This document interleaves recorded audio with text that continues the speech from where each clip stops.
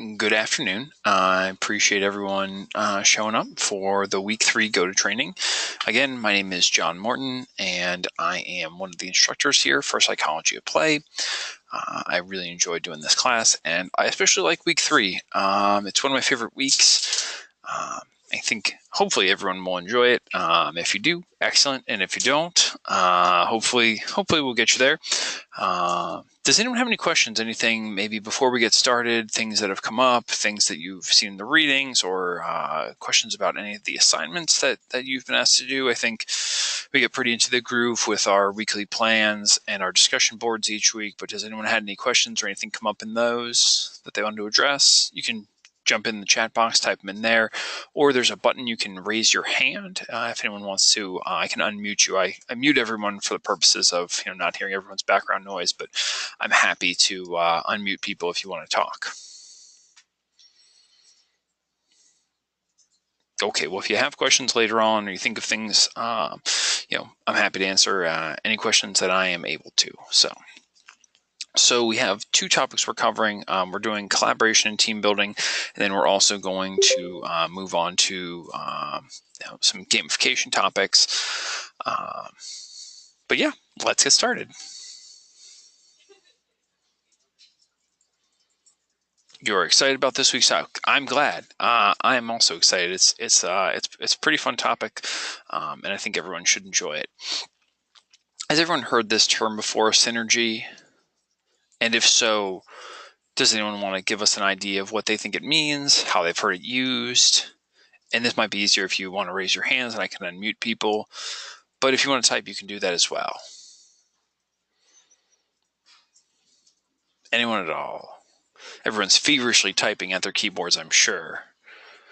Synergy is like synchronizing your energy with someone else. Yeah, that's definitely a big part of it. You gotta type fast. Yeah, no, it's tough. I am not a fast typer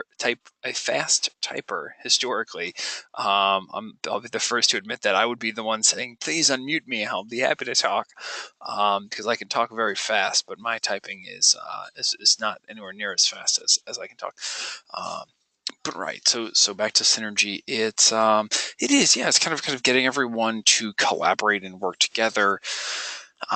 One of the big things that usually comes up in a synergy conversation or a conversation or talking about synergy is because it's a buzzword, it gets used a lot. But the real takeaway is that it's when a group can work together and the overall effect of that team working together would be greater than the sum of what they could each do individually.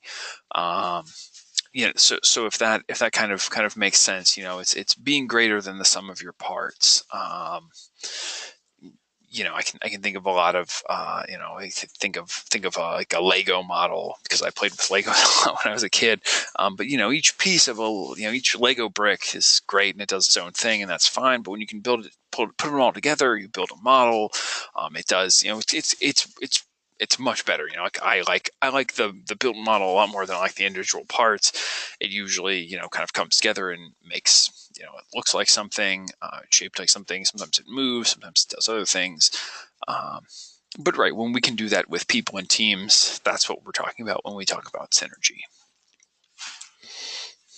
I'm sorry, my the scrolling on my mouse is a little bit funky, so I have to actually click and scroll everything. So my apologies if it's a little herky-jerky. Everyone's worked with a team before, yes? Either a team in school, a team at work. Yeah, okay. Inevitably, a team in sports maybe. Yeah, it's inevitable. I'm sure that at some point you're gonna, football, military, yeah, absolutely. There's always teamwork. It's the way a lot of big projects get done. Likewise, yeah, I did that. Sports, work, school, all those things. So typically we experience stages of groups, and they're kind of outlined in this model that we have. You think about a group, maybe you show up to a class, or you show up to, your sport the first day, and the team kind of is starting to feel itself out. You're in a forming stage, and in that stage, um, everyone's kind of maybe testing one another, seeing, okay, what are we about? And it's going to be different depending on what our team is based around. If our team is, an educational, we're working on a team project, you might be saying, okay, well, who's our leader going to be? Who is, what's everyone's skill set? Some people are great at presenting. Some people are great at doing research, doing technical things. There's a forming stage, and what I'll say, and this kind of took me a while to figure out. Um, I just assumed that everyone liked and disliked what I liked and disliked when it came to teamwork, and I realized eventually that that was not the case. For me, I really, I'm pretty good at standing in front of a group and talking. So doing presentations is great with me. I like that. It doesn't bother me, which is good. I'm in, I'm an instructor, so I inevitably have to stand in front of groups of students and instruct, talk to them, be comfortable in that. And I realized that a lot of people don't like that. There's a lot of people who would prefer to be behind the scenes, prefer to be doing maybe something a little bit more technical. And that I couldn't, I could volunteer a lot of times to do something that I really enjoyed, and people a lot of times would they were happy that someone had volunteered to do that. So I would encourage everyone, when you do work with teams, put it out there. Say, hey, I'm really into doing this. Is that something that I can do for this team? I always just kind of assumed, like, oh, I don't want to be greedy is kind of the idea. I don't want to take this thing just because it's easy for me, or it's something that I like doing. I would definitely encourage everyone to at least voice your opinion on what you enjoy doing when you do work with a team, and not just assume that, everyone wants to do what you want to do, and that you're trying to be selfless and let other people take those roles on. Right, that's the forming stage. Then we move on into the storming stage. Sometimes we bump heads with people. Sometimes we say, hey, I want to work on this element of a project. I want to do this thing. And someone else says, yeah, I don't know. I don't think that's, maybe that's not what I want to do. And I'm sorry, is it Aliana? Am I pronouncing that correctly? I feel like I'm not. Aliana?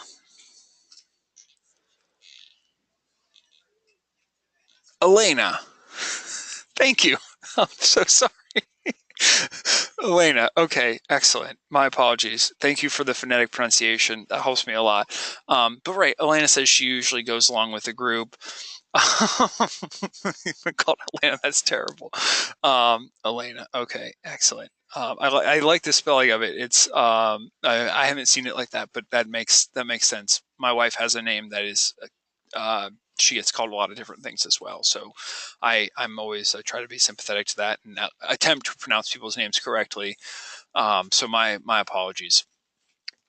But right, we have we hit that storming stage where people, sometimes you have to kick the tires on something. You kind of when the rubber meets the road, people you kind of start to get tested a little bit. You see, oh, is this, do I like how this is going? Maybe you're a really hard worker, and you realize that there's someone who is not fully carrying the load on your team, and you say, I don't know if this is how I really want things to go. How do I, get everyone to pitch in the same way, or everyone at least feel like they're, not being totally taken advantage of in this situation. So the storming stage is pretty normal. Everyone kind of, getting everyone to pull in the same direction is difficult enough, but then to kind of find, the feeling of equity in there can be tough. Afraid of being too bossy. Yeah, I totally get that. I think that a lot of times, I would encourage you not to be afraid. Sometimes being, direct and assertive can be helpful. You know, if if you find something that works for you, then go with it. But I'd say, it's okay to be a little bit more assertive in a group project. I've found that lately in some leadership training that I'm doing, where, being assertive and direct and saying, hey, you do this, you do this, you do this. Especially when there's a time crunch and we just need to get something done, or get an idea rolling. Kind of giving out assignments like that can be helpful. Elena says, I often have a lot of ideas, but as an idealist, I know I can be a bit out there, so I clash with other more logical leaders. I get that. I definitely do. I think that a lot of us here at Full Sail kind of have alternative styles. We have different leadership roles. We maybe aren't the most typical standard, by the book wayfinders, but we get there, and we usually have pretty interesting ways of doing it. So I'd encourage everyone, voice your opinion if nothing else. After the storming stage, we roll into the norming stage, and norming means normalizing. It starts to all get we say, okay, well, we're all figuring out our roles, we're figuring out where we belong. Matthew says the hardest person you have had to lead is your 5-year-old daughter. I believe that. I have 15-month twin boys, and they don't listen. They do what they want. Sometimes they listen, but a lot of times they just do what they feel like. So I can empathize. I know what that's like. So right, eventually we all kind of hopefully are starting to work the kinks out. We get into a place where we're like, okay, we're doing it. We're moving forward as a team. We're getting things going. We're all kind of starting to find our rhythm. And then we roll into performing, which is, you've worked the kinks out. You're a well-oiled machine. The group does what the group needs to do. You're effective, you're productive, you're making things happen. And kind of going in that direction. At the end of that, inevitably there's the adjourning stage. The end comes for us all. Whether our project is done, or maybe our sports season is over. Whatever it is, things come to an end, and we have to move on. Sometimes adjourning is a relief for people, and sometimes it's it's dramatic and it's upsetting. You see, especially you think about the end comes first. Yeah, exactly. You can quote me. But right, the school year comes to an end. Our sports teams, the season is over. Whatever it is, things just we decide to move on with our life. That's that happens. It's just how it goes. When we work in groups, sometimes we get to work with a group for a really long time, and it's awesome and it's a lot of fun. You are welcome to quote me and make a meme, and you can use my picture even if you want, which you'll see in the next set of slides. So feel free to screen capture it. I will not be offended. But right, that's the Tuckman and Jensen model of how teamwork goes. I saw this a lot in in working with. I used to do adolescent counseling, and it's we would go through these stages all the time. So it's a pretty normal way for teams to go. So just don't be surprised if these are the things that come up. If there's feelings, frustrations. Sometimes it's great when you're in performing stage. It's amazing. It's like, oh, this team works great together. We're doing such good work. And but everything has its place, and sometimes it goes better, sometimes it goes worse. So what are some of the norms that we've come to expect? What and maybe come to expect is hard because we've only been here for a couple of months, but what are some things that maybe we expected coming into Full Sail? What were we looking for? What did we think? What did we hear?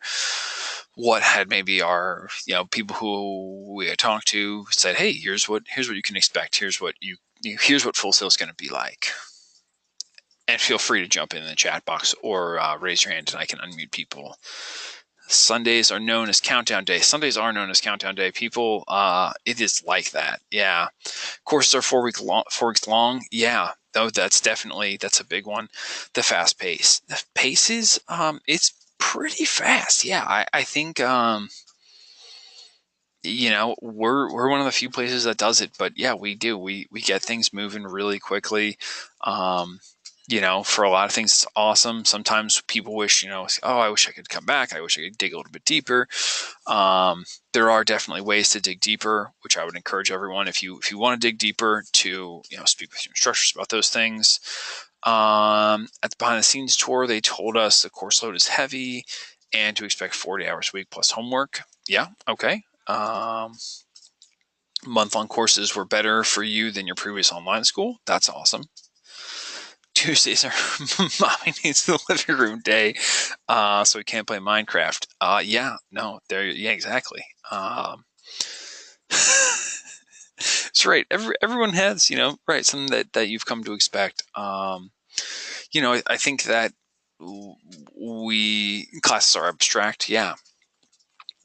I think we want people to have a general idea of what to expect. We don't want, I never want to surprise anyone who's in my class, which is why, assignments are up at the beginning of the week. If people get surprised by something, I'm usually pretty happy to say, hey, what happened? How can we fix this? What can we do? I want to see people succeed. That's a norm that I'd like to really, have, and kind of ingrain in everyone. I want to see my students be successful. I want people to leave my class and say, hey, I have, some useful skills that I think will actually apply to, to my life, to my personal well-being, to my career path, and be able to take them and carry them forward. And I really think, some people have a much easier time saying that than others. But I think that all of our instructors really, at the end of the day, want to see their students succeed and do well. So if ever you run into a situation where you feel like maybe you're at odds with someone, you're clashing a little bit, just remember, at the end of the day, everyone wants to see you walk across the stage at graduation. That's everyone's goal. There's no one plotting, evil plotting in the back saying, oh, this person, I don't want them. But a lot of times it's easy to think that, oh, this person's out to get me. I remember being in school and having a teacher and just being like, you're out to get me, or whatever, and feeling that way. And then I had to stop and say, this person wants me to be successful. So, I just had to really reframe the way I looked at it. Redefining play and looking at plans in a different way. It's been helpful for you. That's awesome. I'm glad to hear that. Live lectures are great. Yeah, you let your family listen to them. That's awesome. That's really cool, Matthew. I'm glad to hear that. It's nice. I think that getting your family involved in your education is really important because they're your support system through it all. And hopefully, hey, if they sit and listen to the lectures, you're going back and you're taking a quiz or doing something else, you can be like, what was he saying about this? And you get some added assistance from the family. Doing that with your best friend right now. She's saying, "Listen, well, I'm glad. I hope that everyone is enjoying the lecture." Then, all right. So conflict. It's one of those things that seems to happen. It's fairly inevitable, and I think we all run into it. And I think that for a lot of us, it throws us off, and we say, "Oh, conflict. What's that about? What should I do? How should I handle it?" Everyone hi and waving. Hi back. I can wave, but you can't see it, so I don't know if that does too much good. David, this is the first online school you've attended with live classes. That's awesome. I'm not that this is the first one. I'm glad that we're doing that, but I'm glad that we're able to give you that have the live class experience. I think that a live class goes a lot. I would love to I like sitting and talking with people. It's great, like having an interactive group. Sorry, because otherwise it's just me sitting and droning on for 2 hours. So I appreciate everyone being here and being participant. So conflict. We probably have some preconceived notions, some ideas. There's the idea that's expressed here that says conflict can be costly to a company. It's associated with emotional fatigue, absenteeism, and turnover. Elena, it's much better than an actual class because you can pause and write everything down. Yeah, no, that's that's a great point. You've done one live college class and it was how to take college courses. Okay, yeah. Okay, and yeah, Elena said it even saves a chat box. That's awesome. So on to the train of conflict. Um, who's had an experience like this, where it says conflict can be costly to a company, and maybe you can replace company with an individual person. It can be associated with emotional fatigue, absenteeism, and turnover. Has anyone had something like that happen? Loved live session. It's a virtual classroom experience. Cool. I'm really glad that that you like it. Then that's awesome. Has anyone had? Oh, okay, yeah. So me with my manager, you quit your job mid shift. Okay. I wasn't the only one who quit within the same month due to management. Yeah, no, absolutely. I've seen that before. I have, yeah, I've definitely, I've been in situations where, right, I just was not getting along with people, or it just wasn't, what I wanted to be doing. Um, Definitely, I can relate to that. I'm sure absenteeism is the same thing. A lot of times, we say, "Oh, I don't want to go deal with this. I don't want to deal with people, the situation, whatever it is." So, in a way, one member of your writing group doesn't agree with your views on writing and feedback. Oops, sorry. And with them leaving several times, disrupted the whole flow of the group. Okay. Fighting with your city council about your rights in Colorado. Yeah, absolutely. That's a huge conflict. I'm sure. I know. I know that everyone in Colorado has right. The rules are slightly different out there, and right, yeah, people want to have their rights and their views respected by the place they live. Several managers at your last job who are micromanaging. 2 of 3 people left within a month. Wow. Okay, so everyone's had an experience like this. Okay, yeah. Yeah, okay, so right, you've seen it numerous times, worked in a grocery store, quit a few times. Yeah, things need to get done, nobody want to do it. Okay, so everyone's had that experience. I I don't have to provide examples. It sounds like almost everyone has seen these exact things happen in when conflict was there, and I would tend to agree. I think conflict, especially when it's not managed appropriately, can definitely result in these type of things.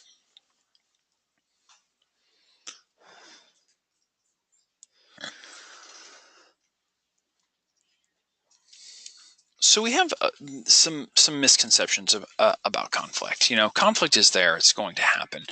Um, and there's this idea that conflict, a lot of times people say it's bad and should be avoided. Um, maybe we say, oh, I don't want to rock the boat. I don't want to do that. Whatever it is, a lot of times we get that idea. And I don't think that that's always the best route to take. It's somewhat of a misconception because it's sometimes it's really worth addressing things, especially if we're going to be able to find a resolution or at least say, hey, I don't, even if something's not resolvable or maybe not able to be resolved in the moment, at least saying, hey, here's kind of an area where I think there's conflict. Addressing it, putting it out there, it's a little bit easier because then maybe it can be addressed at some point, and if it can, great, and hopefully someone does. And if not, at least people are aware. They say, hey, this is something that people aren't liking. They don't enjoy this. The idea that conflict represents a misunderstanding or a breakdown in communication. That's a big one. I've definitely had conversations with people where, um, I say, hey, here's my opinion. Here's how I think and feel about something. And they say, hey, I think and feel differently. I disagree with you. We're at conflict, but we're both, we've both communicated clearly and effectively. We've understood what one another's saying, and we still just disagree. I think I have this at home sometimes. My wife and I think I should do things one way, and she says, oh, I think they should be done this way. And I say, well, that's nice. I respect your thoughts on that, and I hope that you'll respect mine. And maybe sometimes we're just neither one of us is willing to budge at the moment, and we say, okay, well, I guess we're at a stalemate for the time being. But we've both expressed ourselves, and we're not we're not misunderstanding the other one. Christopher says sometimes those in charge don't want to listen to anything that doesn't agree with how things are currently being done. That's yeah. And Elena says, very true. That happens all the time. Sure. I think that a lot of times people, they say, this is how it goes. It's the status quo. It's how it's going to go. Which, from my experience, I don't think that that's the best way to handle things. I think sometimes even if you can say, hey, I don't like how this is going. And even if, sometimes I found sometimes a leader, leadership role person isn't really empowered to make those changes. And you kind of have to keep going up the ladder to really affect change. But, it's worth it to at least put it out there and say, hey, here's what's going on. The last one, misconception that all conflict can be resolved to everyone's satisfaction. Like it sounds like, sometimes we say, hey, I have a conflict. I don't like how it's going. And the other person says, okay, well, maybe they'll compromise. Maybe they'll say, hey, well, you don't have to like how it's going. You can either, work here or not work here, or be on the team or not be on the team, whatever that is. So right, a lot of times, we can express our conflict, be, really out there and say, hey, I've communicated well, I've gotten this out there, and we're still not always satisfied with the result. So all those things can happen. Elena says businesses must change in order to thrive. Even my 4-year-old understands this. Yeah, absolutely. I think that's pretty accurate, but it doesn't mean that they always do. Some businesses, point to it's some businesses go out of business. That's if you don't change, yeah, sometimes you die. Look at the Circuit Cities of the world, and some of those places that just didn't keep up with the times, and yeah, that was a result. Believe lack of proper management of conflict leads to misrepresentation, misconception of what it is. Yeah, I think that could definitely sometimes you die. Yeah, that's there you go. So right, misrepresentation, misconception. A lot of times conflict can it can lead to a lot of confusion, especially when it's not managed well. I think that clear communication is probably the best thing to clear communication and cool heads. It's kind of staying calm. Those are probably the things that get people the furthest during conflict. Most of the time, businesses don't want to take time and money to do research and see how to improve their businesses. It happens a lot. You're right, Christopher. That's definitely a big thing that happens. So we have some conflict styles we're going to talk about. We start off with this one. It's got the picture of the shark, and it's competing. So someone who is very assertive, my way or the highway, and uncooperative. So they say, we're doing it, and we're doing it my way, and it's just going to happen. And you don't have to raise your hand or call them out if these are you, or if you know one of these people in your life. But just kind of keep them rolling around. Think about that. so some people who are competing in this way. Yeah, no, there's definitely it's a pretty common conflict, kind of how to address conflict style. So yeah. Then we have accommodating. So you're less assertive, unassertive, and cooperative. You go along to get along. You say, okay, well, I don't really want to rock the boat. I'll just go, I'll follow what, usually it's the person who's kind of quieter and just goes and follows the louder person. um, which is, which is interesting. I've been the loudest person sometimes, but without being particularly assertive. And I remember a group of people following me on a retreat one time, and just thinking, I don't know how I got to the front of this line and why all these people are following me. But it occurred to me that I was just loud and confident sounding. And they followed me because of that. And I just remember, oh gosh, we're all in trouble. I hope I have smart people on my team. So I've definitely had that experience before, and sometimes bright people will just follow someone who they think is in that position. This is me until you make me mad with disrespect. Yeah, absolutely. I think respect goes a long way. Matthew says you sound like an Aries. I am not, but that's fine. I'll read whatever you want if you'll lay down and stop making noises. Is asked to read stories. Read 30-minute story. Why? Yeah, no. Bartering with children, I believe that's got to be a tough one. My children are not quite at the asking for things. They ask for some things, but not everything. So we have avoiding, unassertive, and uncooperative. A lot of times what's called the invisible group member. So this is the person who, maybe they just don't really like what's going on, or maybe they're not that interested. They're just saying, I'm just going to kind of turtle. I'm going to tuck into my shell and hide, and I don't really want to do too much. I'll have tiny people lawyers one day. Okay. I believe that. I'm sure that at some point they'll get they'll gain their voices and have more words, and they will have a lot more to say. So we have compromising. So we're moderate, kind of in assertiveness and in cooperativeness. So we're willing to kind of put ourselves out there a little bit, and we're somewhat cooperative. We want things to get done. We want something to happen. And the very last one, collaborating. So we are both very assertive and very cooperative. So we say, hey, I want to work with you. How do we make that happen? What can we do? How can we put our best ideas out there?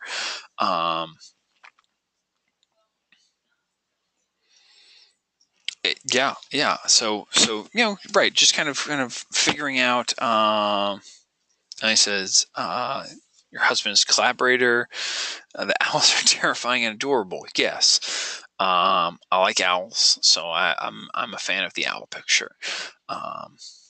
So here we go. We have like a little, kind of a chart. It breaks down, the different areas with the assertiveness and unassertiveness axis going up and down, and uncooperative to cooperative going from left to right.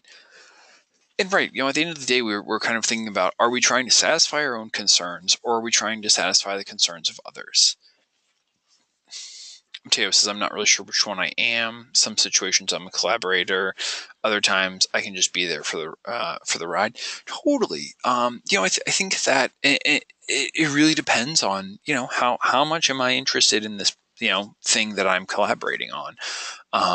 If it's a really big deal to me, and I have really strong opinions about it, I'm probably going to be pretty assertive and maybe, moderate on compromise. Maybe I say, hey, I think I really know some great stuff about this.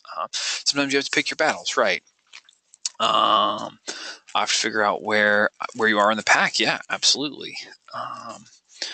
So right, everyone kind of wants to figure out where they belong.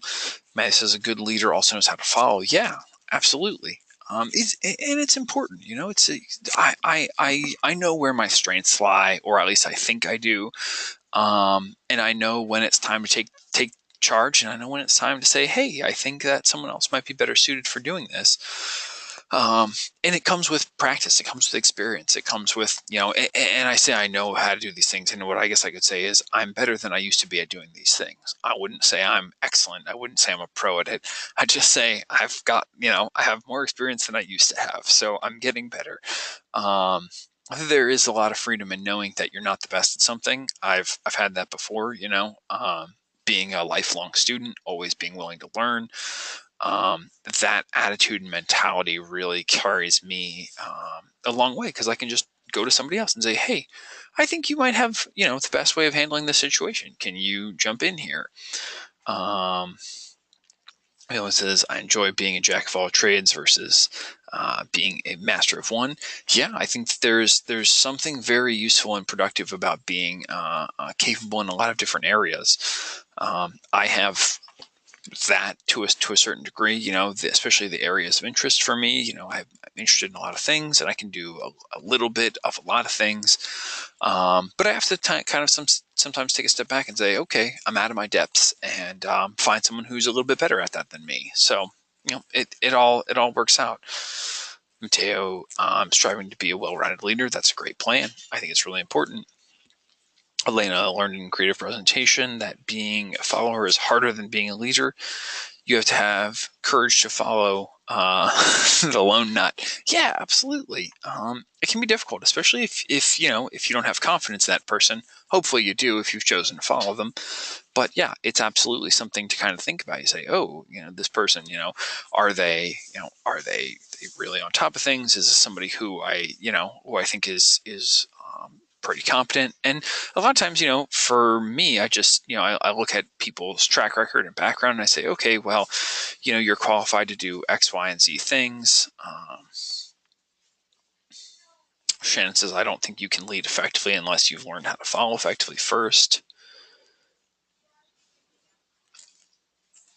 Are they saying, yeah, I know the person that you're following? Yeah, you should hopefully, right, wanna make sure that they're not, too far out there, or if they're far out there, is it in a way that jives with you? Because some people are looking for eccentric leadership. I'm not personally, but if you are, hey, that's okay. Some people that's what they're looking for. Alrighty.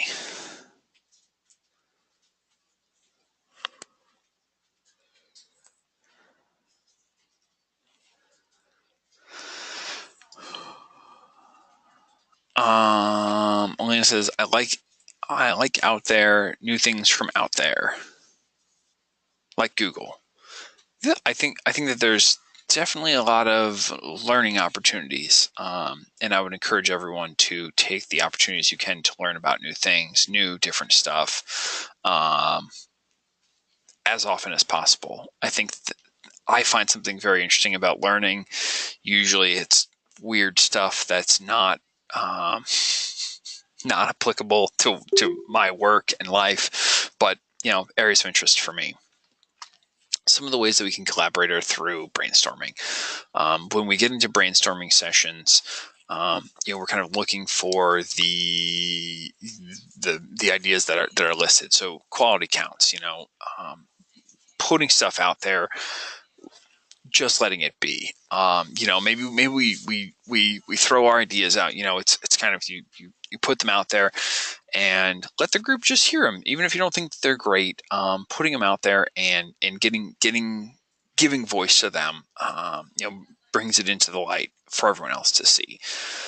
The idea of not judging other people's ideas, it's difficult because a lot of times we think, oh, that's a good idea, that's a bad idea. But again, if we're constantly sitting and judging people's ideas, they're going to be a lot less willing to share their ideas with us. And if they have great ideas, we're going to miss out on those. Writing everything down, that's a huge one. If we can kind of keep a record of where we've been and where we're going in a brainstorming session, it might provide us some insight later on if we come back and look at that. The biggest one that I think is really the takeaway from this is not being afraid to build on another's idea. I can't tell you, how many times someone has a half or a third of a good idea. It's like if I have this friend and this friend makes amazing pizza, and I'm like, oh, let's go into pizza business. Like, you have great pizza, and they say, yeah, I do. I have pizza, and I think that the way that we need to get this to people is unicycle deliveries. That should be our only way. That's our gimmick. And I'm like, oh, we're halfway there because we have the pizza and the pizza is amazing, but I don't love this unicycle delivery thing. That part doesn't jive with me so well. I don't think that's helping us. I don't think we need the gimmick. I think we can just go with just the pizza, delivered in cars or other ways. um, but it's kind of that thing. I can say, hey, I love that first half of your idea. Let's run with that, or let's build off of that. So I think that putting that out there and letting everyone else, kind of build on an idea is a pretty effective way to go. Finding flow within your group is kind of the way to go as you get through the readings on flow. I think you'll have a kind of a deeper understanding of that. Some of the ways to do that: clearing collective goals. So being able to figure out what it is that you want to do as a team, which direction you're moving, how you want to get there, what your plan is. Practicing deep listening is one that I think that we overlook a lot. And what I say by deep listening is, hearing what someone says and a lot of times going back to them and saying, hey, paraphrasing, restating what they said in different words. Hey, did you mean this by what they said? And the person can say, oh yeah, that's what I meant. Or no, actually what I meant was, this other direction I want to go with it. So I think being able to really hear what people are saying, paying attention, and kind of feeding that information back to them. That way they can hear their own ideas and say, oh, that's pretty good. Or when they hear you say it, they could even say, oh, how can we build on this? Here are some other ideas. Keeping it moving forward with the yes and. So instead of if someone has an idea, oh, why don't we do this? Instead of just saying no, that's dumb, we could say, yeah, and what if we also do X, Y, and Z things? What if we keep moving in this direction? So the idea of a continuous motion. So keeping a conversation moving by saying yes and instead of saying no. Jeff says, yeah, no.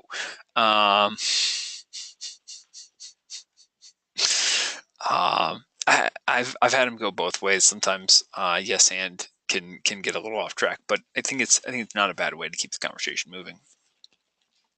Engaging in complete concentration. I'll tell you all. I think that putting everything away, cell phones, distracting computers, whatever it is, and actually working together with a group is challenging. I imagine that there are, I can't imagine everyone only has the one screen up and the one window and it's just you sitting here with me. Because I'm a realist and I realize that that's just not how everyone is. When you are working with a group though, I think that respecting that group's time and, engaging in complete concentration is important. So, this is one of those times when it's like, this is your time. If you're here with me, great, that's awesome. And if you're here and you have like other stuff going on, that's your call to make. Like, I don't get offended by it. It doesn't, that doesn't upset me. I give everyone plus is Netflix. That's funny. I realize that everyone else has, their thing they need to do. They have what's going on in their life. Trying to have children, even I use a fidget spinner. Yeah. So everyone has their stuff, but right. When you do work with a group, I think it's really important to give them your full attention. If you have that, if that's possible to do. Managing the control paradox. So this is the difference between, sometimes you have your leader who says, we're going this way. And the group kind of is hemming and hawing and saying, well, I think we should actually do this instead. Letting the group flow and knowing, just trusting in the group and knowing that like, all right, well, we have a good group here. Let's just trust the group. And if everyone's on board with what the group is doing and the group is moving kind of as a pack and moving collectively, they're going to be a lot more likely to want to be engaged in the project than if they're just following, kind of a tyrannical leader who says, we're doing this way. We're doing what I say, deal with it. So that's managing the control paradox. Blending egos is kind of a natural continuation from managing that. Um, I hate when I give them my trust and the project tanks. Yeah, no, absolutely. That's never fun. Blending egos, right? It's tough because sometimes people, have big personalities and it's hard to get everybody to, get together. Yeah, when people are, you say you don't like when people are playing on their phones when you're trying to do work, definitely that can be frustrating. Equal participation, and this is one of the ones that I think is really important. And this is one of the ones where I say it's really important to voice how you want to participate and how you want to be involved. Because right, otherwise, a lot of times there might be a task that nobody really wants to do that you get stuck with, and you say, oh, and maybe just saying, hey, here's what I'd like to do. It makes your ability to participate. It puts it out there. It says, hey, here's what I really want to do,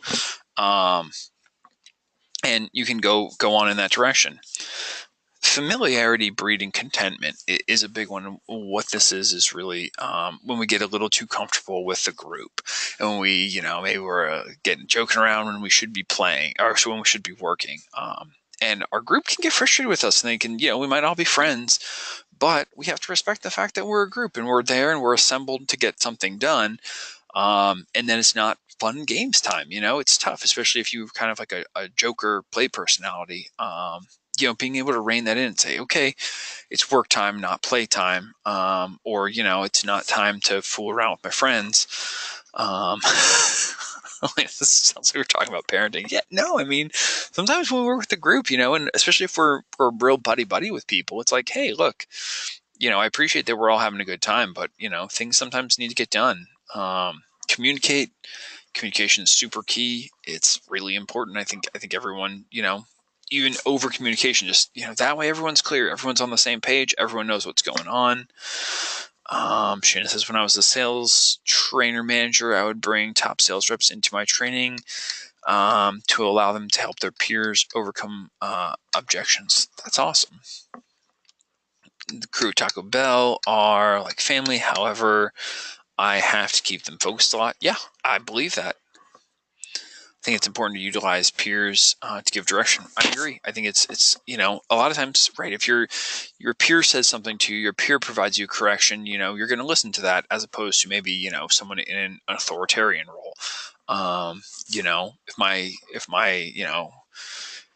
If my buddy next to me at my desk says, hey John, it's time to let's go to this meeting, let's behave, and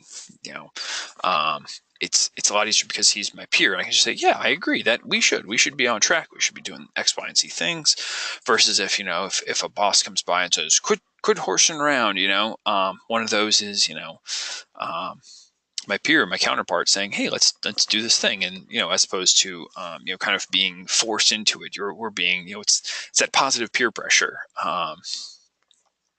And right, harnessing the group sphere for potential fear of failure. So like letting everyone know, hey, if we don't get this stuff done, it could really go poorly for us, and keeping that in mind. Same ideas from brainstorming again.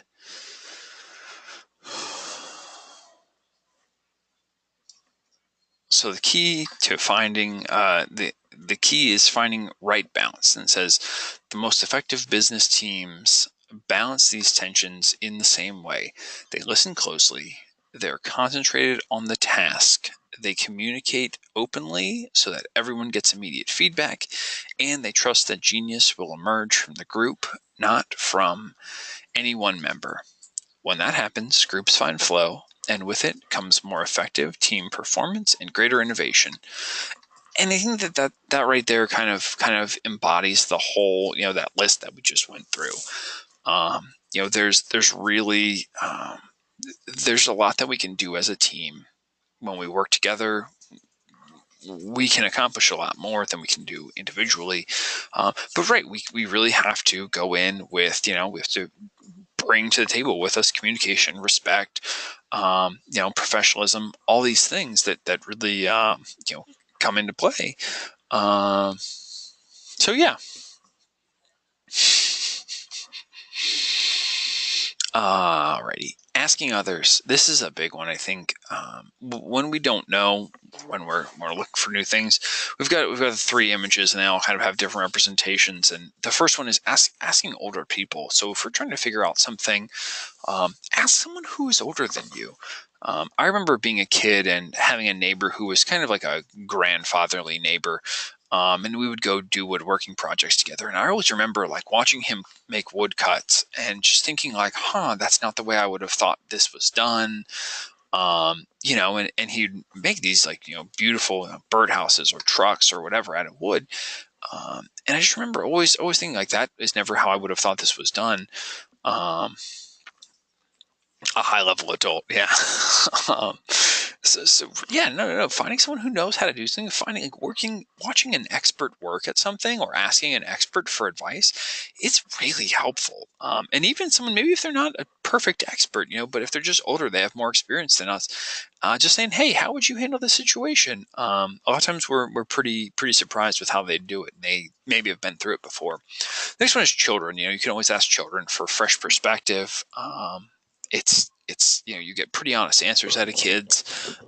Maybe they're not the best at getting things done, but they usually have pretty interesting ideas about how things could get done. And they're usually not afraid of failing because they're a little bit less wrapped up in that. And then the last one is people from other cultures. So ask someone from another culture, hey, how is this maybe a thing that you've seen or you've addressed before? You never know. Maybe in a different culture, things get handled slightly differently. Maybe conflict gets handled differently. Maybe the way that other things are done are handled differently. So right, it's worth just ask around and ask people who aren't just like you, and you'll get some interesting feedback. So mind mapping is a pretty interesting technique, kind of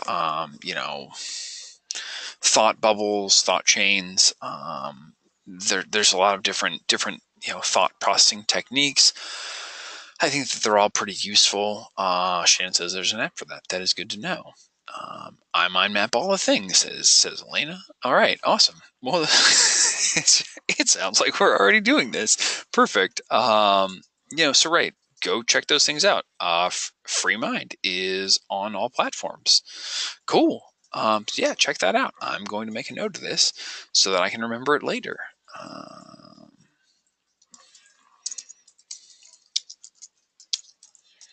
All right, note made. So right, mind mapping is a great way to kind of just get your thoughts out there, put it out there. A lot of times when we have our thoughts out and we can then take them and look at them, and they're not just ideas we have, our opinions of them will change. I remember thinking about things or ideas I had, maybe like a invention or something that I thought was like really funny, and I'll write it down, I'll make a note of it, and I'll go back and look at it and I'll be like, oh, I don't think that thing is really as funny or as useful or whatever it is. But having it written down in front of me, or I can go back and say that was a great idea. I'm going to follow up with that because I think it's excellent. So having it there and being able to see it can really provide us a different perspective. Free writing, I find free writing to be really useful for processing and like emotional processing. Thought vomiting. Alana's calling. Yeah. Sometimes I just need to get everything out there on paper.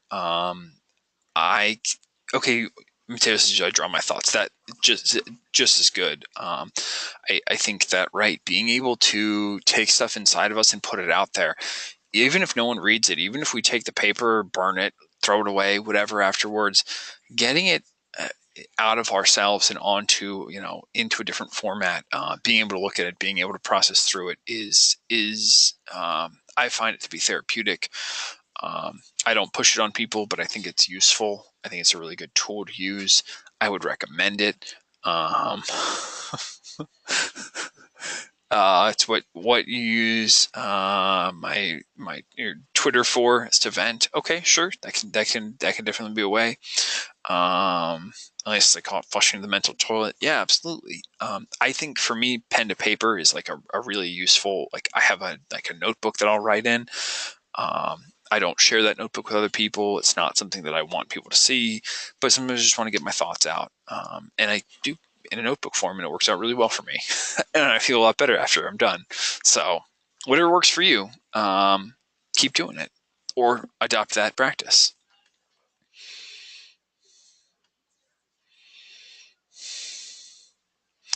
Word association is another one. This comes up a lot. I feel like it comes up in two places. It comes up in focus groups a lot, and I feel like it comes up in psychologist's office. Those are the two places. But I think that from the focus group side of it, word association is really useful. It can help people, it can kind of track someone's ideas, and you'll get an idea of where someone is at mentally by doing some word association with them. So I think it's a useful practice, especially if you have some extra time with people and you want to kind of get an idea of where they are mentally. So that is it for the first half of our go-to training. We are going to take a short break. Let's say, let's wait till we roll over. Let's come back at 1 after. Yeah, it's an hour, 55 minutes down. So we will come back. Time flies when you're having fun. Yeah, exactly. It does. It is. It's not that bad.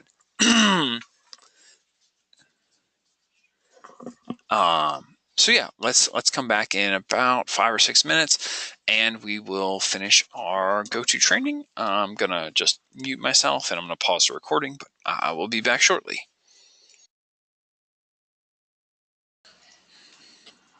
Alrighty, welcome back to the second half of the go-to training. Is everyone able to see me, and can you see our new screen? It should say week 3 GTT motivation and gamification.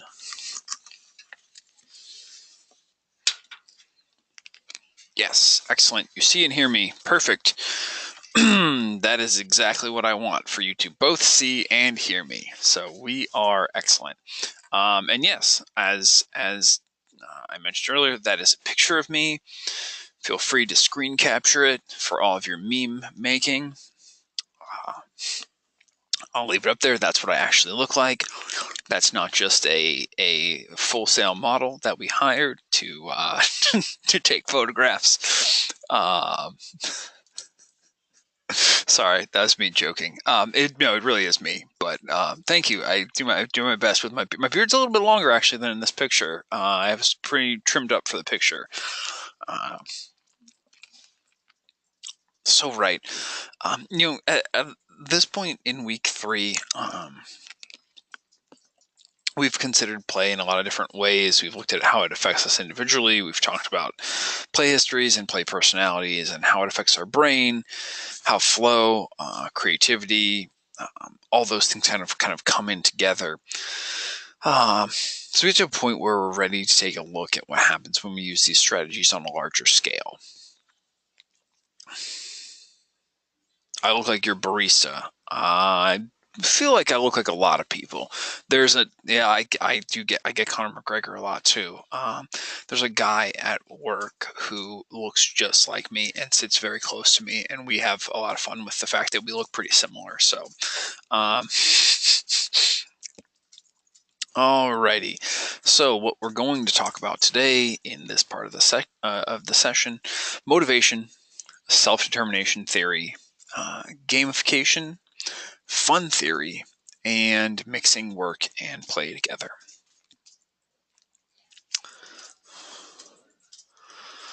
So we were all introduced to Dan Pink.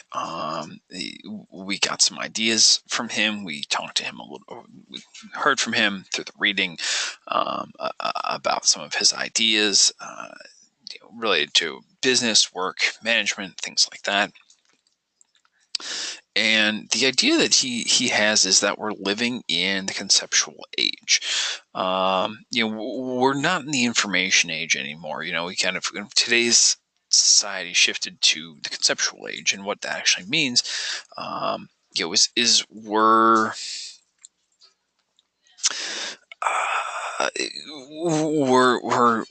reaping the benefits of the information age that came before us. Everything information-wise is all around us.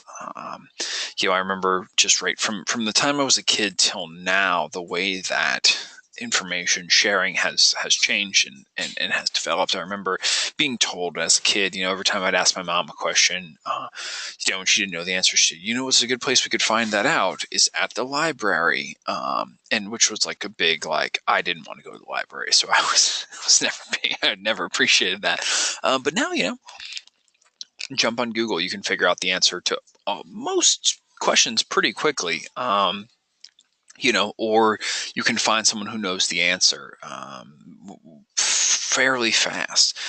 On the flip side of that, we've seen, the information age replace certain jobs. There's a lot of things that require, left brain tasks such as logical sequential work, and in a way, we've really outsourced all that to machines and software programs.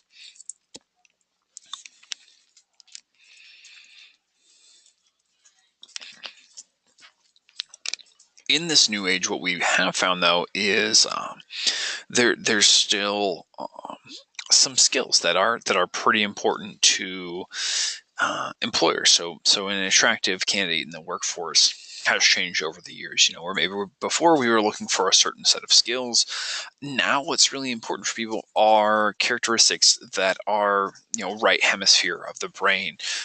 Imagination, creativity, artistry, empathy, inventiveness, big picture thinking. Those are the things that people really want. And a lot of them are described as what's called a soft skill. So you've got hard skills and soft skills. So I can do college algebra is a hard skill, but I am good at communicating with people is more of a soft skill. It's not it's not as easily demonstrated through a test necessarily. It's something that you really have to experience for it to make sense. These skills are really becoming pretty important in today's business world. This is what someone wants when they're hiring someone for a job. For all of you in your industries, a lot of you are already utilizing these skills. You're developing and mastering this skill set, which gives you an advantage in the marketplace. People says I can't do math to save my life, but if you ask me the origin of certain memes, I'd be able to tell you. That's good to know. And right, that's kind of the thing is that our culture shifts. What's important to you? What's interesting? Probably more information than you need about me, but it's like I'm really into into edible plants, so like fruits, almost exclusively fruits, fruit trees, things like that. That's a area for me that I really really like. So I keep exotic edible plants, and yeah, that's my thing. That's what I really enjoy. So I could probably tell you a lot of things about those. But for most people, they're not that interested. But I like it. It's my hobby. It keeps me going. Yeah, I mean, I think you're going to eat the edible plants. Everyone's going to eat the edible plants. You shouldn't eat the poisonous plants. No, I'm not. I'm not eating plants right now. So moving on from this. What moves into action? What actually motivates an employee? We can take a look at what causes us to perform and achieve at work, and it's maybe surprising to some of us. But I think we find that we aren't quite as predictable as you might think. So historically, we've kind of had a system like this. The formula is kind of set up like that, and feel free to chime in. Is this roughly what what incentivizes you, what motivates you? Big bonuses plus rewards plus incentives equal employee accomplishment.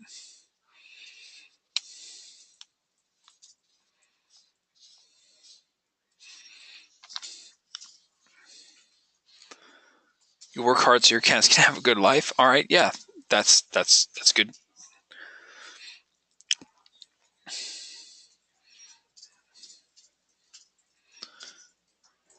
Elena says, nope. Appreciation, compassion, and teamwork. Okay, yeah. Well, I think that you two are probably kind of in the you're exactly where you're supposed to be is what I'll say about that, because the idea that that that the big bonuses plus rewards plus incentives plus or plus equals employee accomplishments and tasks. The only thing that motivates me is completing what I want to complete. I see um, massive socioeconomic collapse on the horizon because automation will wipe out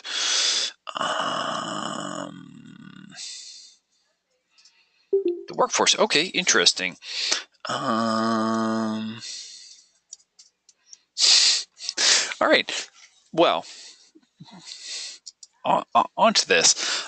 That was kind of historically a formula, and what people found was that it was really kind of wrong. It didn't really seem to do what we thought it was going to do. Um, the major misconceptions about the reason behind why people work and what motivated them. Um, you know, people aren't just I mean, money does something. It's good, it's helpful, it's useful, it's a great tool. But when it comes to an employee's performance and accomplishments, the common assumption is that money is the biggest driver for increased performance, and it really ended up not being that. Colin says self-driving cars will put 40% of the population out of work. All right. Well, interesting. Everyone out of work, or just people who drive cars for a living? That's kind of my follow-up, but I will get very far down a rabbit hole if we go too far on that topic. Um,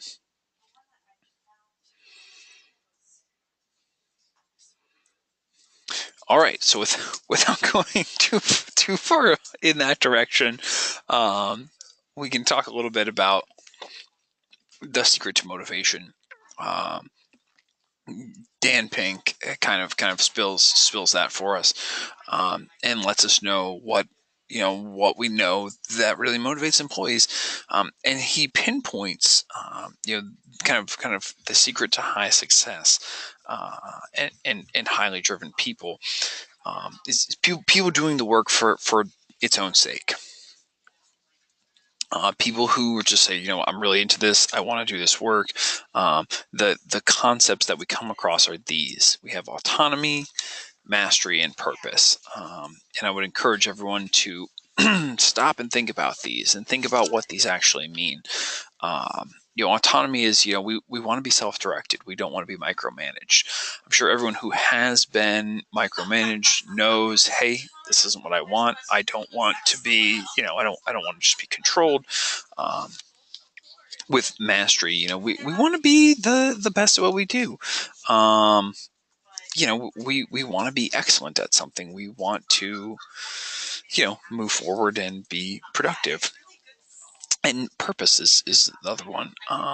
We can make it personally, and we take it personally and just can ask, is there anyone here who just is saying, yeah, I want to just fly under the radar, I don't want to do anything special, I just want to do whatever, or are we a little bit deeper than that? Do we want to impact other people with the work that we do? Do we want to showcase our craft in a way that really touches and affects the rest of the world? And Colin says, I want to build the radar. I'm not quite sure what that means, but okay.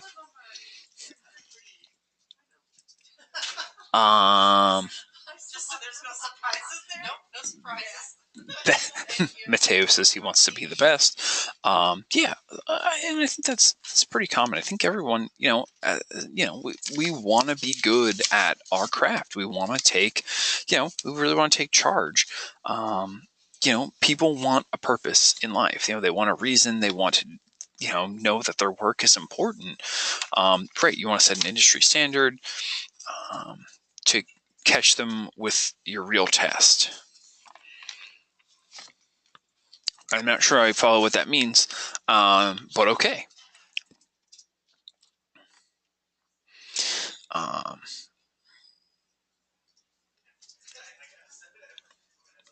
Having a purpose and having a reason really makes coming in to work every day, or in your case, school, it makes it a lot easier. It makes it, a lot more fun to be able to come in and, say, hey, here's why I'm doing this. I know why I'm here. I know why I'm showing up.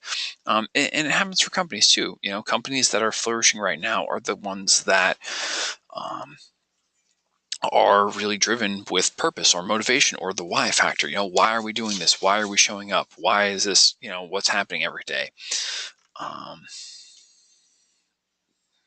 So it says you want to give my best to be the best while helping to bring out the best in others. Yeah, that's awesome. I think that goes a long way. So were these three things, autonomy, mastery, and purpose, were these on your mind when you were thinking about your schoolwork or your career or the direction you wanted to go?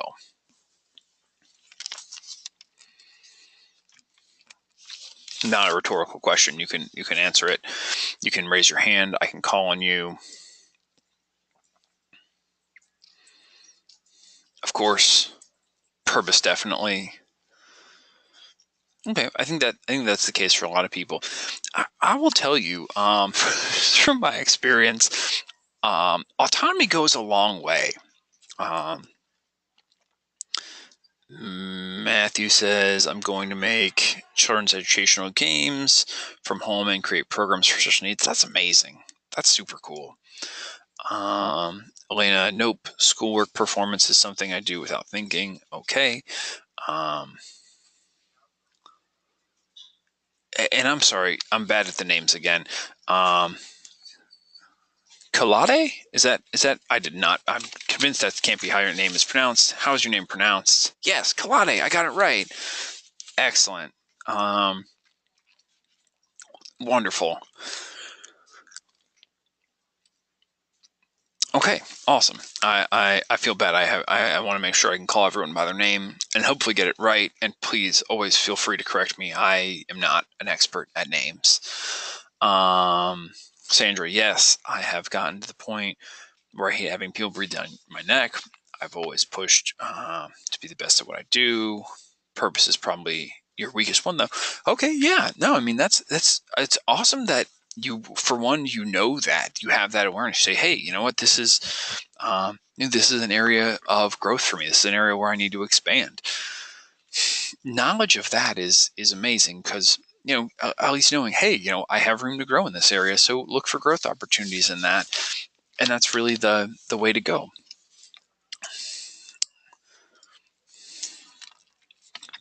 I was saying before, autonomy is one of the ones that I didn't really think about as much when I was younger, but now in a position where I have a lot more autonomy and I can, I run my class. My classroom is mine. I get to kind of just, determine how things are done, and obviously I have to follow, certain stuff. But I get a lot more freedom and autonomy in that, and it's really nice. I appreciate it. I didn't think I'd appreciate it as much as I do, but I would definitely recommend it. When people offer you autonomy, especially schedule making autonomy. I find that now I have young children, and I need to be in the office for my office hours, but I can kind of shift my schedule around. It really goes a long way. That being able to balance my life is nice, and having autonomy goes a long way for me. Elena says purpose is a newfound thing for me. I'm at the okay now what part? Yeah, we have to come up with a solid plan that you can execute. Absolutely, finding a direction, pick a direction and go in it. It's challenging. It really is. But those paths are forged one step at a time. That's what I'll really say about that. You take a step in you keep moving in the right direction, or the best direction at the moment, and go that way.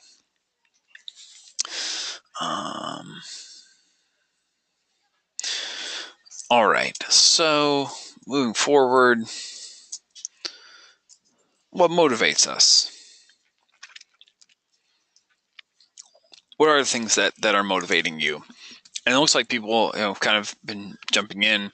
Quarter life crisis, guilty of trying to do too much, helping others,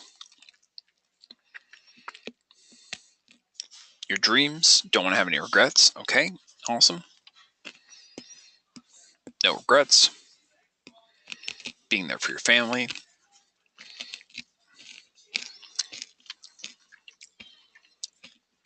Dropped out of college, 2009, joined the Army. And now, right, coming back to finish, I imagine. Helping others avoid situations that you've been as a writer. Okay. Dreams to work at Disney. Okay, so it sounds like everyone's pretty good as far as what motivates you, what keeps you driven. Yeah, that's really awesome. I'm really glad to hear it. Um, what's pretty interesting, when we look at motivation, we go into it a little bit deeper. We come across, the picture's a little bit odd. We come across the candle problem. That's the next thing that shows up. Has everyone seen the candle problem? Heard the candle problem? Elena has. Sandra has. Okay, everyone has. Cool. If not, I did include it in our materials section. If you want, feel free to watch it. I would say maybe you could check it out. You can check it out now if you want, but you can watch it now. You can watch it later. It might be hard to listen to it and to do this as well. But basically, the candle problem, it addresses a couple different ideas. It is essentially what happens is someone is given the tools that you see in the picture. So a box of tacks, a candle, and a lighter, and they're asked to attach the candle to the wall in a way so that wax doesn't drip on the ground. So people kind of, fumble with that. They figure it out. And eventually everyone kind of comes up with the conclusion that, like, okay, if I put this, candle inside the box and I tack the box to the wall, the candle will burn and I won't drip wax. And what they found out is a couple of different things. They were practicing like with rewards, and they come up with a couple of different ideas. The first one is, they offered incentives, and they assumed that people who were incentivized would be able to get the work done a lot faster. And they found that this was not actually the case when they did that. What ends up happening is that when they incentivize people, they said, okay, the top 25 people, I don't remember the exact proportions, but whoever finishes the fastest, the top percentage of people will get a reward. They'll get a prize. And what they found is that actually created just a small amount of stress and anxiety in people. And the people were like, oh, I want this prize, I want to win it, but only so many people are going to win. And when they were in that state, the slightly stressed state, they found that the people's brains actually, the problem-solving part of your brain doesn't work as well. Your brain basically says, okay, you elicit a fight or flight response because you've stressed someone. And when you do that, people aren't as creative. What they were trying to overcome is the idea of functional fixedness. So the idea in this situation is that the box of tacks is only a box of tacks, and overcoming that means it's a box and can be used for holding a candle. But being able to overcome functional fixedness is a creative mental process, and that when someone is stressed out, overcoming functional fixedness is more difficult and takes a longer time. They get there eventually, but it just takes longer. And really, to kind of expound upon that, and to make this kind of resonate with everyone, when we're stressed out, we're less creative. That's really the takeaway from this. So if we're worried and anxious and upset about something, and we're trying to do work in our creative fields, we're going to have a much more difficult time. Which is kind of why play is as important as it is, and why other practices, things like mindfulness and other techniques along those lines, are really important for us. What they also found was that when they redid the experiment, but they took the task out of the box, and they got people to, they said, okay, here are these 4 tools now: lighter, candle, tax, and a box. And when they lined the experiment up like that, they found that incentivizing people did make them get it done faster, because it was 4 tools, because they didn't have to overcome functional fixedness. A monetary incentive was actually enough to get them to work faster. So what they find in all of this, I believe this is my next slide. Well, that money is not always the best incentivizer. That's a big one. But it's the idea of creative tasks versus mechanical tasks. When a task is creative, you know, offering rewards, trying to incentivize people, saying, hey, do this creative task and you'll get a prize, it doesn't really work. But if it's a mechanical task, if it's just assemble this thing, assemble a widget, assemble this, do this very mechanical task, in that situation, incentivizing people works really, really well. So, for all of us, most of our tasks, that we're going to be asked to do professionally are probably going to be creative tasks. I know that, when for me, being when I was young, I did a lot of very mechanical tasks, food work. I remember working at Chipotle and making burritos, and man, I could make a burrito fast because it's a mechanical task, and I wanted to get it done quickly and just move on and not be, sitting there doing that. So right, different types of tasks require, different mental processes. Let me see. Elena was saying something earlier. Very true with novel writing. The goal of that is to write 50,000 words in 30 days. I was able to do that when I simply wanted to write specific. Sorry, I'm having a hard time. My scroller doesn't want to scroll right. When I wanted to write every day, but I can't do it whenever I strive for a specific reward, like a spiffy office chair or a whiteboard. Yeah. So right. Again, we respond differently. Our brains respond differently, whether we've been presented with creative tasks or mechanical tasks. So keeping that in mind, kind of, as we move forward.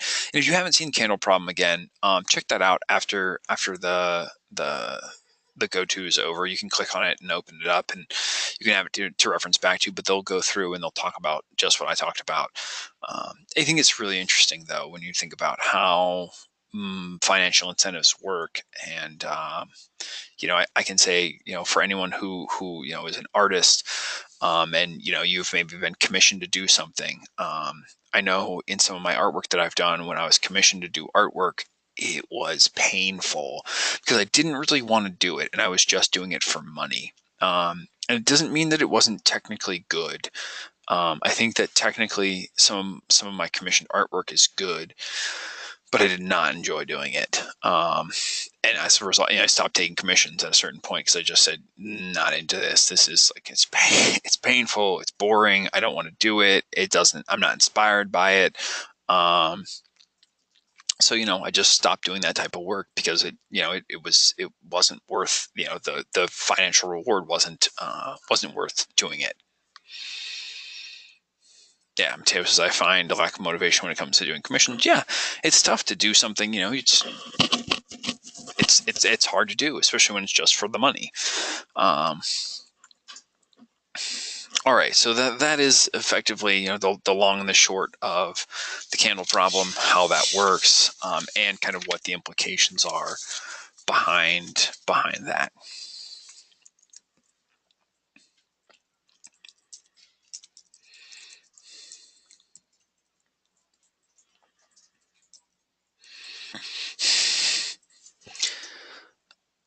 So businesses would benefit from knowing when to hang rewards out there and when not to. It's sometimes dangling, a cookie in front of someone works, but a lot of times it doesn't. When businesses pay people enough to take the issue of money off the table, what it really does is it fosters an environment for limitless return. I wish that more businesses took this approach. Unfortunately, they do not. But if they do, what we instinctively know is that when we're being well paid, it communicates to us that we're valued. It's like, okay, it's obvious that you want me to have what I need. You want my needs to be met. You want me to be safe, secure, etc., and that you value my skills and expertise. That you view them as an asset to the company.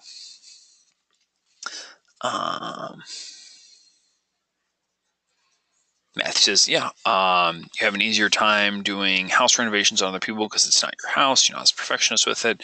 Somehow I'm kind of with you on that. It is easier to work on someone else's house. Also, the timeline I feel like is a little bit different. When you can just accomplish one thing, but at someone else's house versus doing things at your own. I remodeled a bathroom a couple months ago, and it was it's only one bathroom in the house, so I was in crunch mode, trying to get it done as quickly as I could. And yeah, it's I did not enjoy it. I did it. It's done now, but I did not enjoy it.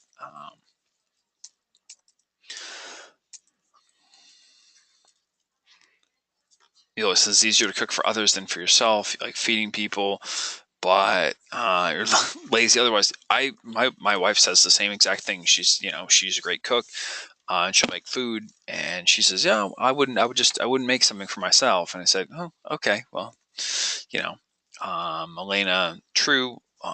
What's imperfect to you is perfect for someone else. The hardest part is walking away and giving yourself praise for your efforts." It is tough. It's tough to pat yourself on the back sometimes. We always kind of see what's wrong with the situation. It's hard to sometimes see what's right. So self-determination theory is the theory that explains human behavior from a pretty different angle than traditional behavioral theories. It says that we're wired towards personal growth. That's kind of the big thing, that we're motivated intrinsically or from within. So self-determination basically forms who we are as people. It says we're doing these things because we want to do them, because we want to grow, we want to learn, we want to be bigger, stronger, better, the best people that we can be, and we want to do the most that we can.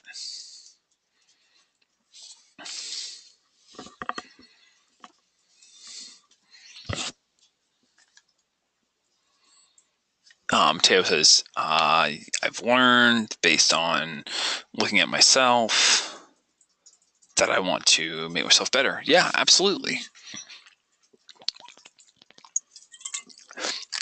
Sorry, I'm drinking my water. Each Pokemon to understand the power that's inside. All right. Love learning new things.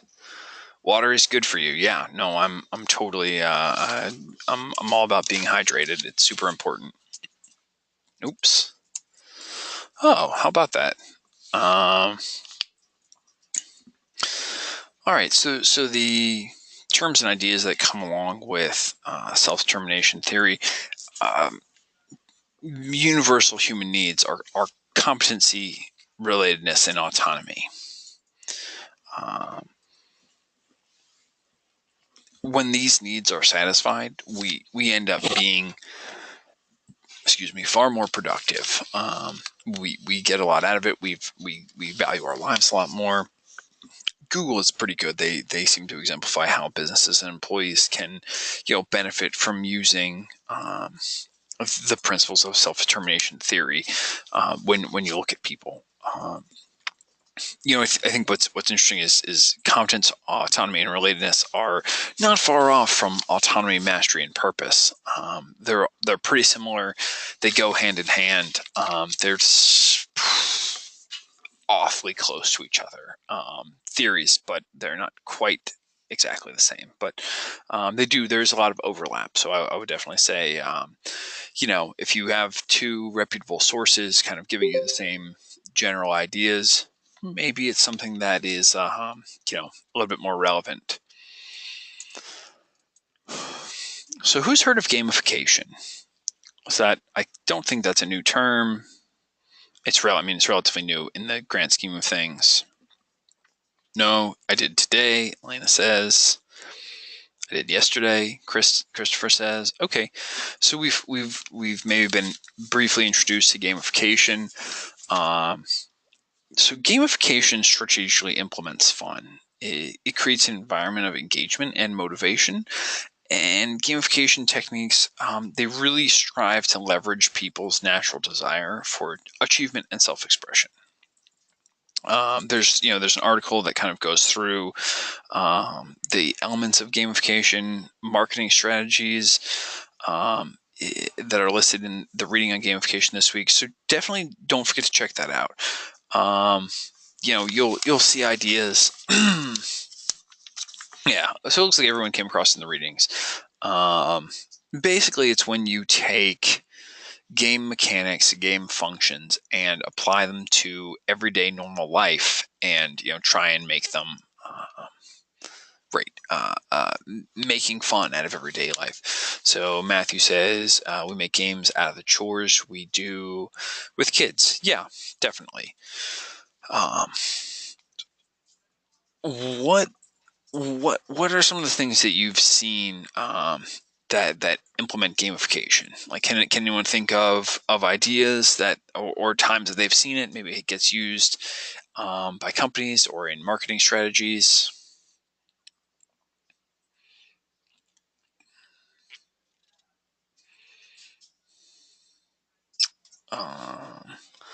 I always think of Dinner Dash when working. Okay, yeah, that's definitely.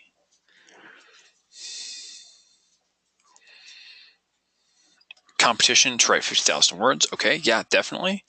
McDonald's Monopoly, Tim. Yeah, that's actually one of the ones that I always bring up. That's a really, they did a great job with that and continue to. It's everyone, you take two really big recognizable brands, you put them together, you make a game out of buying food, PlayStation trophies.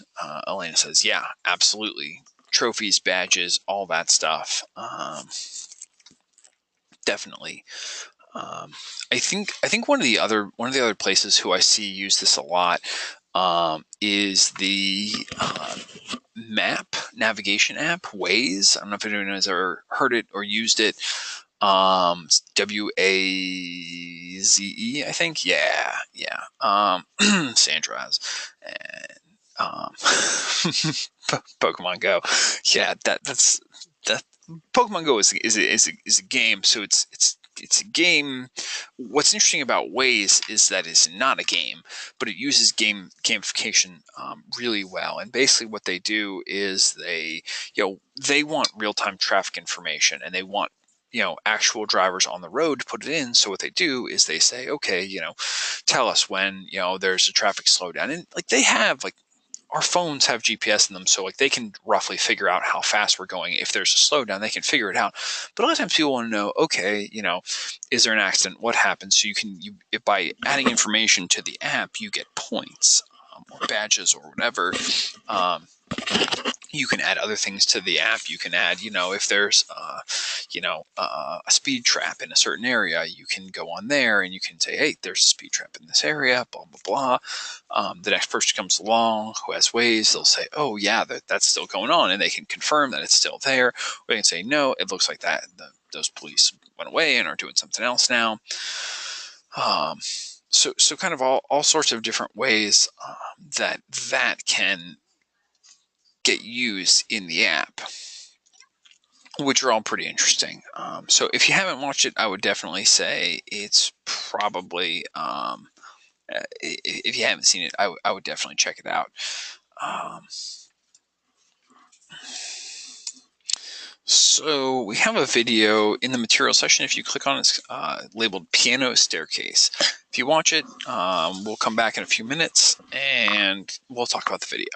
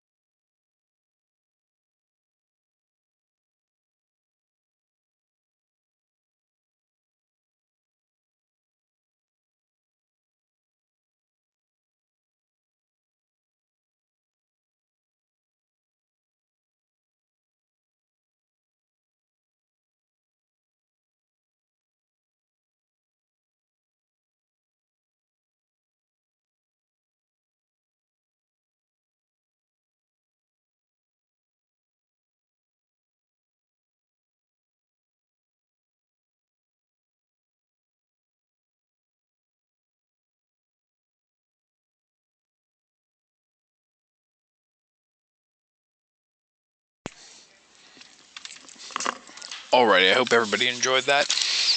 I think piano staircase is kind of a fun concept. It's kind of an idea though of what gamification looks like in the real world. When you give someone the opportunity to have fun, even if it means putting in more work, doing something extra, you add to the reward system in life, and a lot of times people are a little bit more willing to step outside of their um, comfort zone, what they're regularly planning on doing. So I would definitely encourage everyone, kind of be aware of this. Look for it out in the real world. It's there. It's happening. It's going on around you. Sometimes we see it. Sometimes we don't. But keep an eye out for it, and then think about, hey, is this something that I can actually implement in my own life? In getting things done around the house. Chores, I feel like get linked with gamification all the time. Seems as you saw a couple of people who, where they're heading for the escalator, and then they realized that the stairs was of the slightly more fun option. Yeah, no, absolutely. If you give the people the opportunity to have fun, a lot of times they will take it.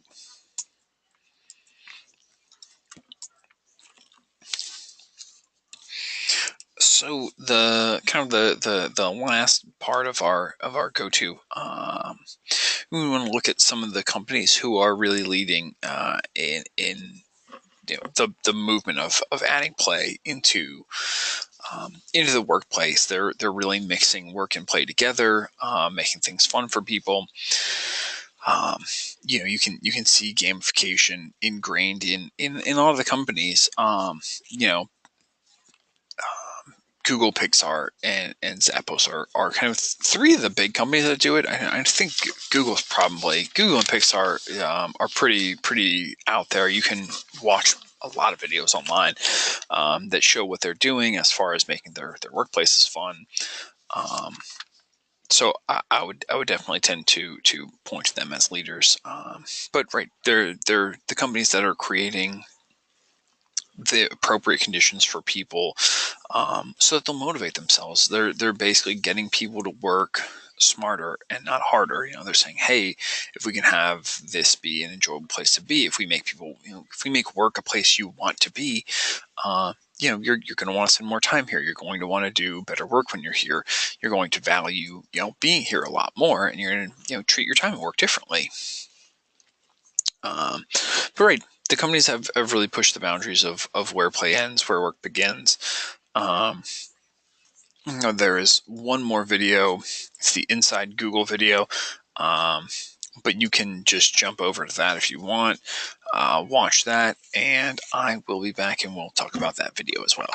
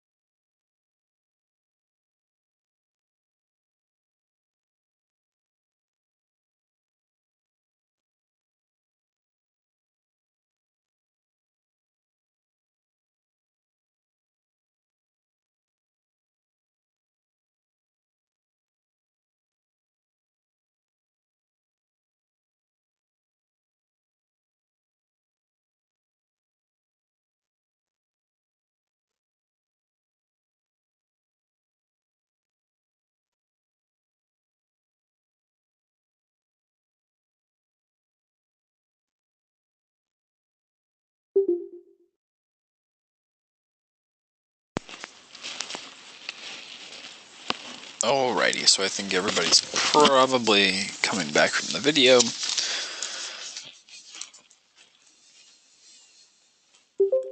LS says what? No daycare. They have literally everything else. They do. I wouldn't. Yeah, I don't know. I don't know if I don't know if they have daycare or not. They didn't explain. I'm sure that if they don't, that there's probably daycare relatively close by, but who knows? Well, it says, I want to bring cats to work, have them in your office. Yeah, if they let dogs in, I would imagine they might also let cats in. But right, I think Google does a really good job kind of keeping the environment playful. They want it to be functional. They want people to have a good time. Google's also like not shy about they're like, oh yeah, we'll feed you breakfast, lunch, and dinner, and snacks and whatever you want. They want people in the office. They want them to stay there. I'm sure they have people who telecommute and do stuff like that, but they really want to make it a comfortable environment for people. They want them there.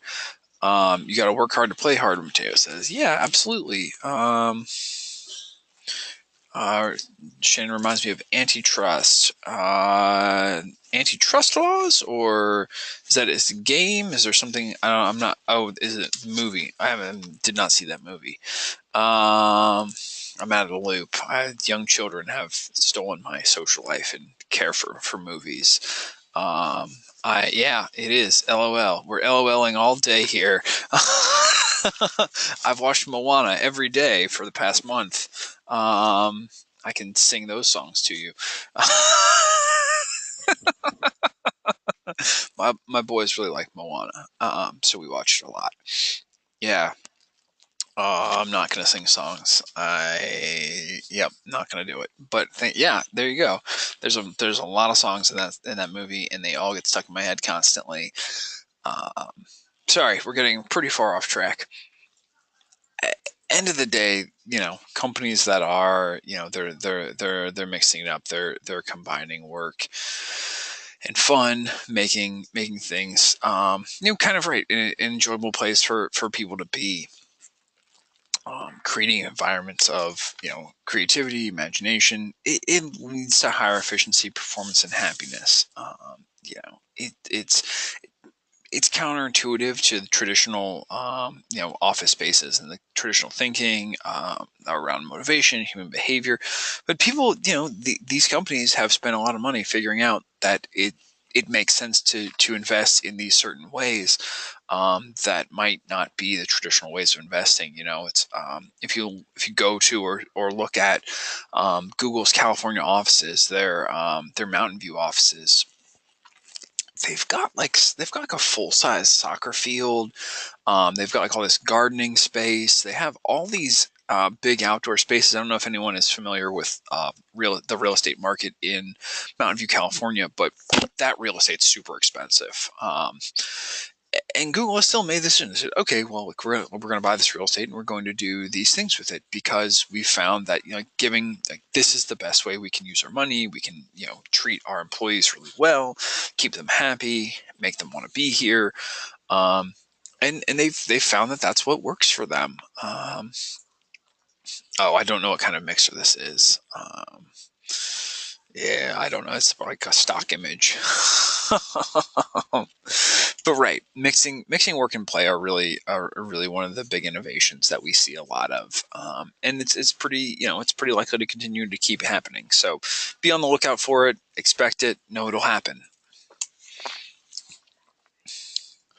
So how can you shine? This week you'll learn a little bit more about the value of play, and on a larger level, how that can be applied. In the grand scheme of things, and also on individual levels.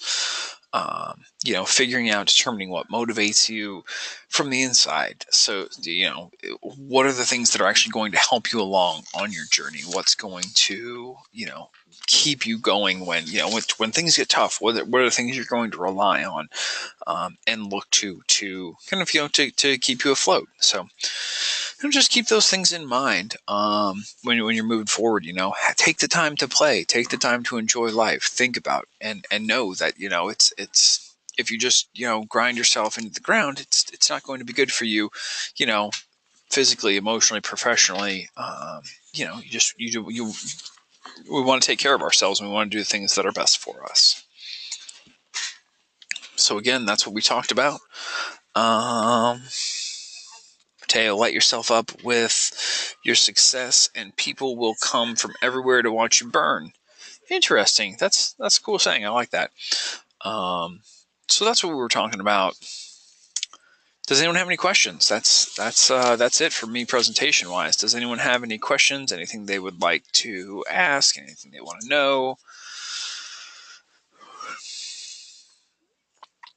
Will we be doing a group project? Not in this class, no. Can we get high-res picture of you for your meme purposes? No, you're gonna have to use a low-res picture of me.